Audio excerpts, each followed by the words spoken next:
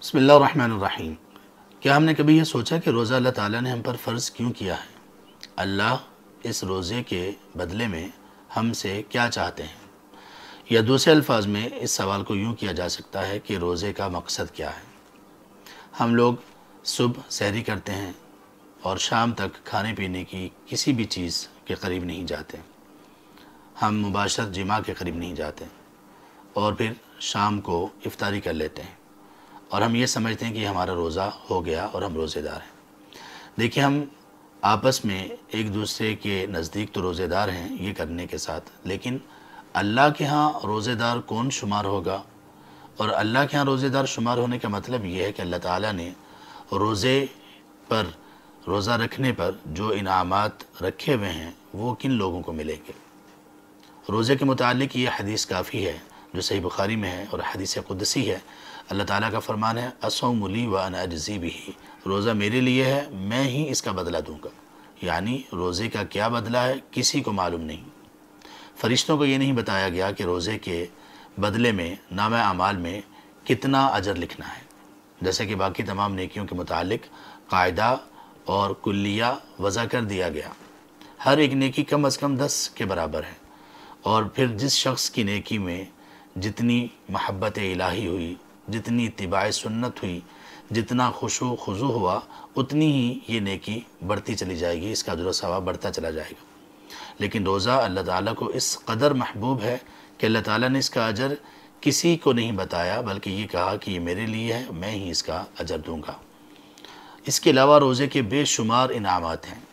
نبی صلی اللہ علیہ وسلم نے فرمایا، صحیح بخاری میں ہے، للصائم فرحتان، فرحۃ عند الفطر و فرحۃ عند لقاء ربہ، کہ روزے دار کو 2 فرحتیں نصیب ہوں گی، 2 خوشیاں ملیں گی۔ فرحت ایسی خوشی کو کہتے ہیں جو دل تک سما جائے۔ ایک خوشی اس کو نصیب ہوتی ہے دنیا میں افطاری کے وقت، جبکہ وہ افطاری کر لیتا ہے، اور دوسری خوشی اس کو تب ملے گی جب وہ اللہ کے ہاں اپنے نامہ اعمال میں اس روزے کے اجر و ثواب کو دیکھے گا، جو کہ اس سے پہلے کسی کو معلوم نہیں تھا۔ تو یہ جتنے بھی اس طرح کے اجر ہیں روزے کے، جس کے ذریعے سے روزہ اللہ تبارک و تعالیٰ کے ہاں واقعی ایسا روزہ بنتا ہے جو بندے کی سفارش کرے گا، جو بندے کے لیے اللہ تعالیٰ کے ہاں حجت پیش کرے گا، جو بندے کو اللہ تعالیٰ کے سامنے سفارش کر کے جنت میں لے جانے کا سبب بنے گا، وہ روزہ کون سا ہے؟ یہ وہ روزہ ہے صرف جو مقاصد کو پورا کرتا ہو۔ اور روزے کا مقصد کیا ہے؟ روزے کا مقصد اللہ تعالیٰ نے یہ بیان فرمایا، جہاں جس آیت میں روزے کی فرضیت کو بیان کیا، سورۃ البقرہ آیت نمبر 183 اللہ فرماتے ہیں، یا ایھا الذین آمنوا کتب علیکم الصیام کما کتب علی الذین من قبلکم، ایمان والو تم پر ایسے ہی روزے رکھنا فرض کیے گئے جیسے تم سے پہلے لوگوں پر روزہ رکھنا فرض کیا گیا تھا۔ مقصد کیا ہے؟ اللہ ہم سے چاہتے کیا ہیں؟ کیا صرف بھوکا اور پیاسا رکھنا مقصود ہے؟ نہیں، لعلکم تتقون، تاکہ تم متقی بن جاؤ۔ اللہ ہم میں تقوی پیدا کرنا چاہتے ہیں، یہ روزے کا مقصد ہے۔ جس نے یہ مقصد حاصل نہ کیا، اس نے روزے سے کچھ حاصل نہ کیا، اس نے روزے کو واقعی وہ روزہ نہ بنایا، یا وہ شخص اللہ کے ہاں روزے داروں میں شامل نہیں ہوا ابھی تک، جس نے اس مقصد کو حاصل نہیں کیا۔ یہی سبب ہے کہ اللہ کے رسول صلی اللہ علیہ وسلم نے ارشاد فرمایا، آپ نے صحیح بخاری میں یہ حدیث ہے، آپ نے فرمایا، من لم یدع قول الزور والعمل به فلیس للہ حاجۃ فی ان یدع طعامہ و شرابہ، جس شخص نے روزہ رکھنے کے باوجود جھوٹ بولنا نہ چھوڑا، جھوٹ پر عمل کو نہ چھوڑا، یعنی جھوٹے کام، جھوٹی باتیں، برا دیکھنا، برا سننا، بری بات کرنا، غیبت، چغلی، بد نظری، ان سب چیزوں کو جس شخص نے نہ چھوڑا، میوزک، ساز سارنگی وہ سنتا رہا، نافرمانی کی باتیں وہ سنتا رہا، جس شخص نے ان باتوں پر عمل نہ چھوڑا، فَلَيْسَ لِلَّهِ حَاجَةٌ فِي أَن يَدَعَ طَعَامَهُ وَشَرَابَهُ، تو اللہ تعالیٰ کو کوئی ضرورت نہیں ہے کہ وہ یہ شخص بھوکا اور پیاسا رہے۔ اللہ کو اس کے بھوکا اور پیاسا رہنے کی کوئی حاجت نہیں ہے۔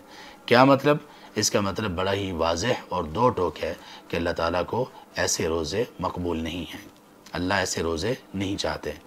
اور ایک دوسری حدیث میں تو نبی صلی اللہ علیہ وسلم نے بہت واضح انداز میں یہ بتا دیا، آپ نے فرمایا، کم من صائم لیس لہ من صیامہ الا الظمأ، کتنے روزے دار ایسے ہیں کہ ان کو ان کے روزے کے بدلے میں صرف پیاس ملتی ہے۔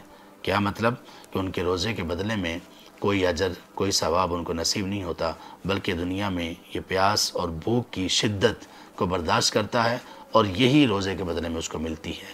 کیوں؟ یہ کون سے لوگ ہیں؟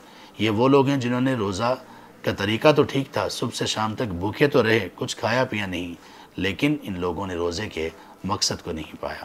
تو آئیے روزے کے مقصد کو پالیں۔ اللہ تبارک و تعالیٰ اس رمضان میں ہمیں متقین لوگوں میں شامل کر دیں، اور اللہ تبارک و تعالیٰ اس رمضان کو ہم سے ایسے رخصت کریں کہ اللہ ہم سے راضی ہو چکے ہوں اور ہمیں جہنم کی آگ سے آزاد کر چکے ہوں۔ آمین یا رب العالمین۔ والسلام علیکم ورحمۃ اللہ وبرکاتہ۔